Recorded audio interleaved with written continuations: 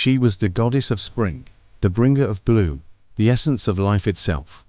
Her very footsteps turned barren fields into blossoms.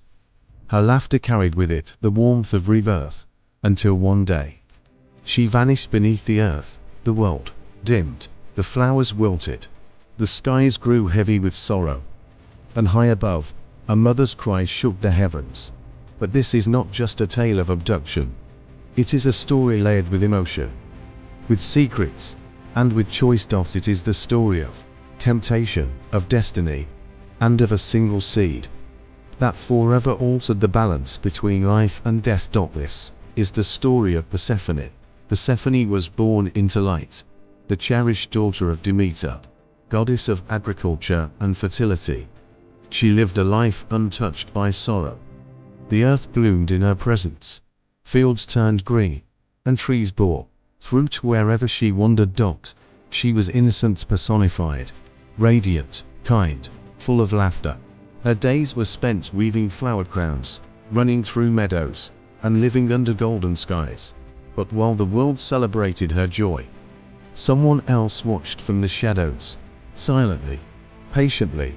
Hades, god of the underworld, a ruler, cloaked in mystery, powerful, feared, yet deeply alone. And when his eyes fell upon Persephone, he saw more than beauty. He saw a queen. He saw something he could never possess in his realm of silence. One fateful day, Persephone wandered away from her companions, drawn by the allure of a strange, hypnotic flower, the narcissus. As she reached for it, the earth split open beneath her. A chariot, black as night and blazing with infernal fire, surged from the depths, and from it emerged Hades, fierce, solemn, determined. In an instant, Persephone was taken, pulled into the underworld. The earth closed behind them, and silence returned. Her cries echoed through the soil, but no one heard. Above, Demeter searched frantically. Days turned to weeks, the crops failed, animals died, the wines grew bitter, the world began to decay, because the goddess of life had been swallowed by death. At first, Persephone wept. The underworld was unlike anything she'd ever known, a realm of silence, shadows, and sobs. But Hades didn't torment her. He didn't chain her or force her submission. Instead, he offered her respect, conversation, and power. He gave her a throne. He treated her not as a prisoner, but as a queen. And slowly, the darkness began to feel less cold. She started to see a different side of him. Not just the god of death, but a ruler with wisdom, patience, and a strange kind of devotion. Persephone began to change. Then came the pomegranate, a fruit sacred to the dead. Its deep crimson seeds held an ancient law. Anyone who ate of the food of the underworld could never truly leave it. No one knows why Persephone ate it. Was it hunger? Was it curiosity?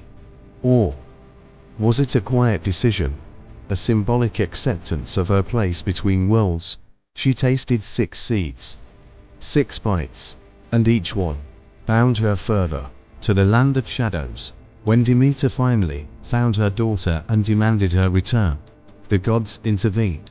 Zeus ruled that because she had tasted the fruit of the dead, Persephone must spend part of each year in the underworld.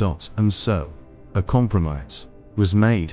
For half the year, she would rise to the surface, bringing spring, summer, warmth, and life. And for the other half, she would descend into the underworld, taking with her the light, and plunging the world into autumn and winter. Persephone was no longer just Demeter's daughter. She became a dual goddess, a sovereign of 2 realms. Above ground, she was the goddess of growth. Below, she was the queen of the dead, ruling beside Hades. Wise and unshaken, she brought life and oversaw death. She wasn't just a victim of fate. She became the balance between joy and sorrow, between bloom and decay.